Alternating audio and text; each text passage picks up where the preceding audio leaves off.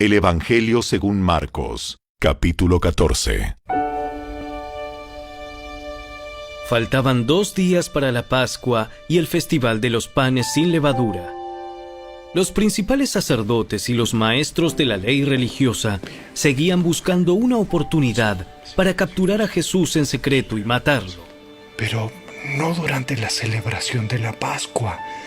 No sea que la gente cause disturbios. Mientras tanto, Jesús se encontraba en Betania, en la casa de Simón, un hombre que había tenido lepra. Mientras comía, entró una mujer con un hermoso frasco de alabastro que contenía un perfume costoso, preparado con esencias de nardo.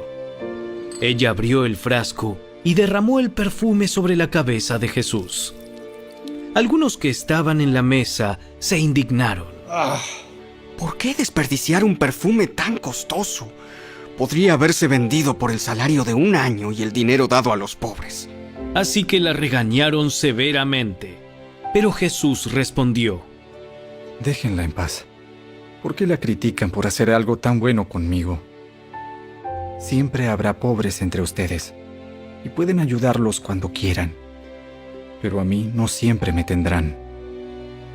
Ella hizo lo que pudo y ungió mi cuerpo en preparación para el entierro. Les digo la verdad, en cualquier lugar del mundo donde se predique la buena noticia, se recordará y se hablará de lo que hizo esta mujer. Entonces Judas Iscariote, uno de los 12 discípulos, fue a ver a los principales sacerdotes para llegar a un acuerdo de cómo entregarles a Jesús a traición. Ellos quedaron complacidos cuando oyeron la razón de su visita y le prometieron darle dinero. Entonces él comenzó a buscar una oportunidad para traicionar a Jesús. El primer día del Festival de los Panes sin Levadura, cuando se sacrifica el Cordero de la Pascua, los discípulos de Jesús le preguntaron: ¿Dónde quieres que vayamos a prepararte la cena de Pascua? Así que Jesús envió a 2 de ellos a Jerusalén con las siguientes instrucciones. Al entrar en la ciudad, se encontrarán con un hombre que lleva un cántaro de agua. Síganlo. En la casa donde él entre, díganle al dueño: el maestro pregunta, ¿dónde está el cuarto de huéspedes para que pueda comer la cena de Pascua con mis discípulos? Él los llevará a un cuarto grande en el piso de arriba, que ya está listo. Allí deben preparar nuestra cena.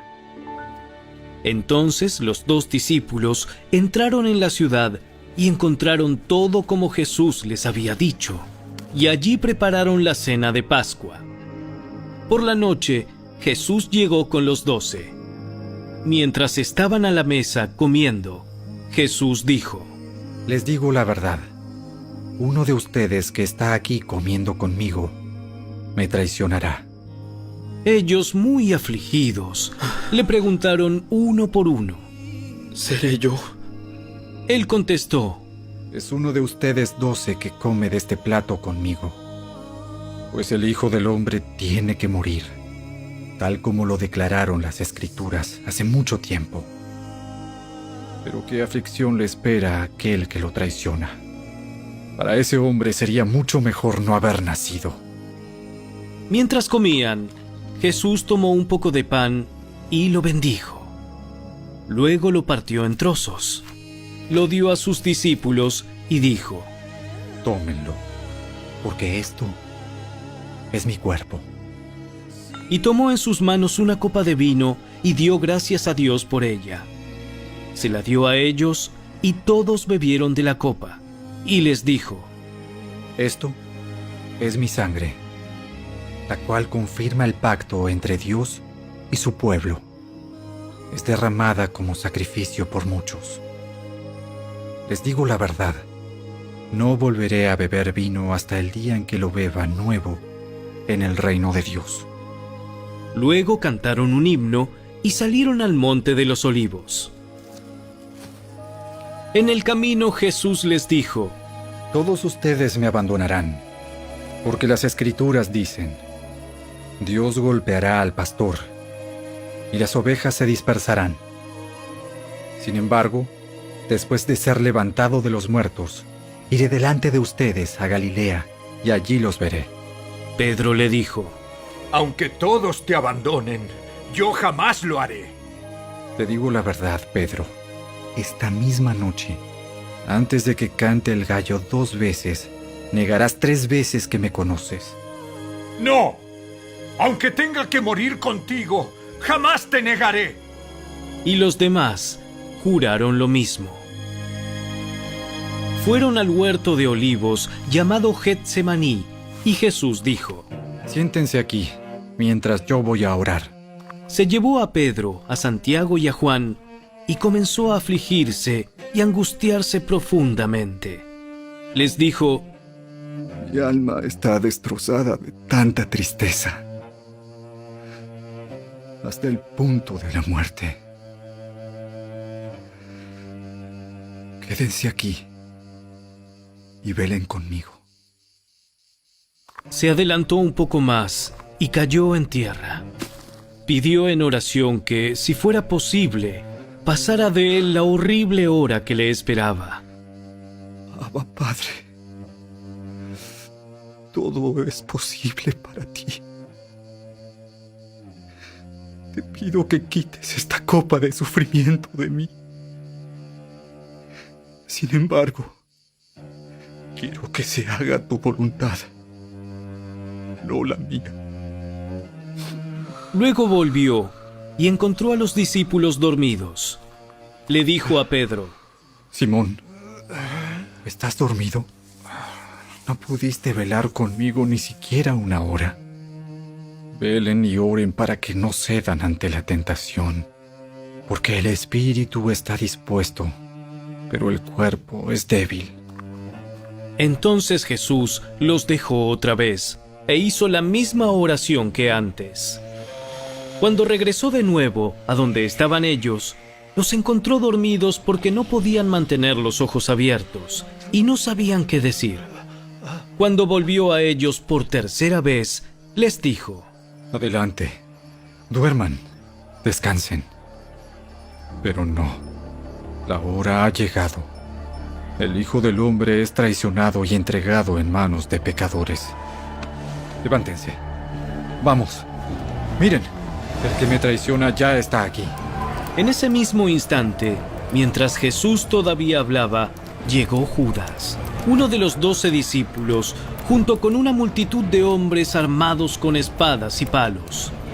Los habían enviado los principales sacerdotes, los maestros de la ley religiosa y los ancianos. El traidor Judas había acordado previamente con ellos una señal. Sabrán a cuál arrestar cuando yo lo salude con un beso. Entonces podrán llevárselo bajo custodia.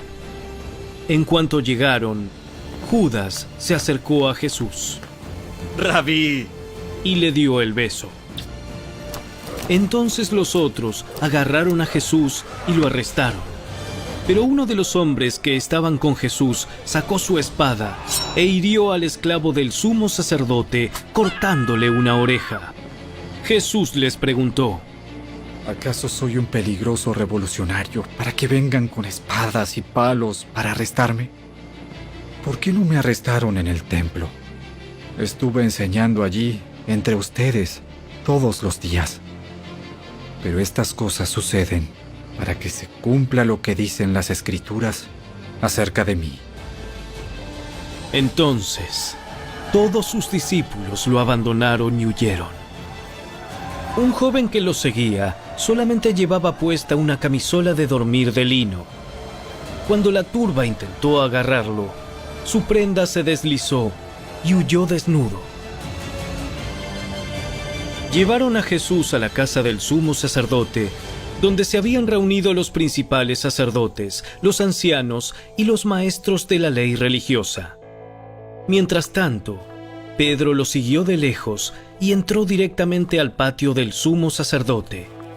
Allí se sentó con los guardias para calentarse junto a la fogata. Adentro, los principales sacerdotes y todo el Concilio Supremo intentaban encontrar pruebas contra Jesús para poder ejecutarlo, pero no pudieron hallar ninguna. había muchos falsos testigos que hablaban en contra de él, pero todos se contradecían. Finalmente unos hombres se pusieron de pie y dieron el siguiente falso testimonio. Nosotros lo oímos decir: yo destruiré este templo hecho con manos humanas, y en 3 días construiré otro, no hecho con manos humanas. Pero aún así sus relatos no coincidían. Entonces el sumo sacerdote se puso de pie ante todos y le preguntó a Jesús: Bien, ¿no vas a responder a estos cargos? ¿Qué tienes que decir a tu favor? Pero Jesús se mantuvo callado y no contestó. Entonces el sumo sacerdote le preguntó: ¿Eres tú el Mesías? ¿El Hijo del Bendito? Jesús dijo: Yo soy. Y ustedes verán al Hijo del Hombre sentado en el lugar de poder, a la derecha de Dios, y viniendo en las nubes del cielo. Entonces el sumo sacerdote se rasgó las vestiduras en señal de horror y dijo: ¿Para qué necesitamos más testigos? Todos han oído la blasfemia que dijo. ¿Cuál es el veredicto? ¡Culpable! ¡Merece morir! Entonces algunos comenzaron a escupirle y le vendaron los ojos y le daban puñetazos. ¡Profetízanos! ¡Profetízanos! Y los guardias lo abofeteaban mientras se lo llevaban. Mientras tanto, Pedro estaba abajo en el patio. Una de las sirvientas que trabajaba para el sumo sacerdote pasó y vio que Pedro se calentaba junto a la fogata. Se quedó mirándolo y dijo: ¡Tú eres uno de los que estaban con Jesús de Nazaret! Pero Pedro lo negó y dijo: No sé de qué hablas. Y salió afuera a la entrada. En ese instante cantó un gallo. Cuando la sirvienta vio a Pedro parado allí, comenzó a decirles a los otros: No hay duda de que este hombre es uno de ellos. Pero Pedro lo negó otra vez. Un poco más tarde, algunos de los otros que estaban allí confrontaron a Pedro y dijeron: Seguro que tú eres uno de ellos, porque eres Galileo. Pedro juró: ¡Que me caiga una maldición si les miento! ¡No conozco a ese hombre del que hablan! Inmediatamente el gallo cantó por segunda vez. De repente, las palabras de Jesús pasaron rápidamente por la mente de Pedro. Antes de que cante el gallo 2 veces, negarás 3 veces que me conoces. Y se echó a llorar.